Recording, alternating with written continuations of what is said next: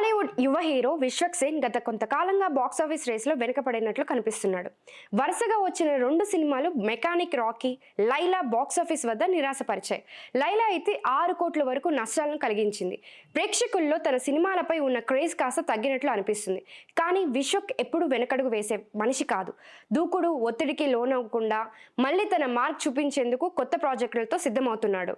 ప్రస్తుతం ఆయన ఫంకీ అనే కొత్త సినిమా షూటింగ్ ప్రారంభించినట్టు తెలుస్తోంది. ఈ సినిమా జాతిరత్నాల ఫేమ్ అనుదీప్ దర్శకత్వంలో తెరకెక్కుతోంది. చిత్రాన్ని సితారా ఎంటర్టైన్మెంట్స్ నిర్మిస్తోంది. విశ్వక్ సరసన డ్రాగన్ హీరోయిన్ కైదా లోహర్ హీరోయిన్ గా నటిస్తోంది. ఈ సినిమా టైటిల్ ఫస్ట్ లుక్ ఇప్పటికీ ఆసక్తిగా పెంచగా విశ్వక్ మళ్ళీ తన సరికొత్త యాంగిల్ ను చూపించేందుకు సిద్ధమవుతున్నాడు. ఇదే కాకుండా ఈ నగరానికి ఏమైంది 2 స్క్రిప్ట్ పనుల్లో పూర్తయినట్లు టాక్. తరుణ్ భాస్కర్ డైరెక్షన్ లో వచ్చిన తొలి పార్ట్ మంచి క్రేజ్ తెచ్చుకోవడంతో సీక్వెల్ పై భారీ అంచనాలు ఉన్నాయి. అలాగే మరికొత్త యూత్ కంటెంట్ సినిమా కూడా సెట్స్ పైకి వస్తున్నట్లు తెలుస్తోంది. ఈ 2 ప్రాజెక్టులతో కెరియర్ ను మళ్ళీ ట్రాక్ లోకి పెట్టేందుకు చూస్తున్నట్లు తెలుస్తోంది. అసలు విశ్వక్ హిట్ ఫ్రాంచైజ్ లో నటించబోతున్నాడా లేదా అనేది చర్చ నడుస్తోంది.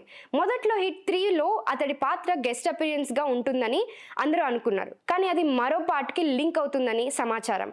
కానీ కథ, స్క్రిప్ట్ విషయంలో పూర్తిగా క్లారిటీ లేకపోవడంతో విశ్వక్ ఈ ప్రాజెక్ట్ నుంచి తప్పుకున్నాడనే సమాచారం. నిర్మాతలు అతడి పాత్రకు తగిన ప్రాముఖ్యత ఇవ్వకపోవడంతో కూడా దీనికి ఒక కారణం ఉందని అంటున్నారు.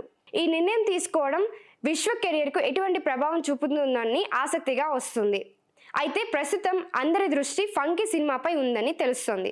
ఈ చిత్రం విశ్వక్ కోసం చాలా ముఖ్యమైన టోటల్ డిఫరెంట్ కాన్సెప్ట్తో వస్తున్నట్లు సమాచారం.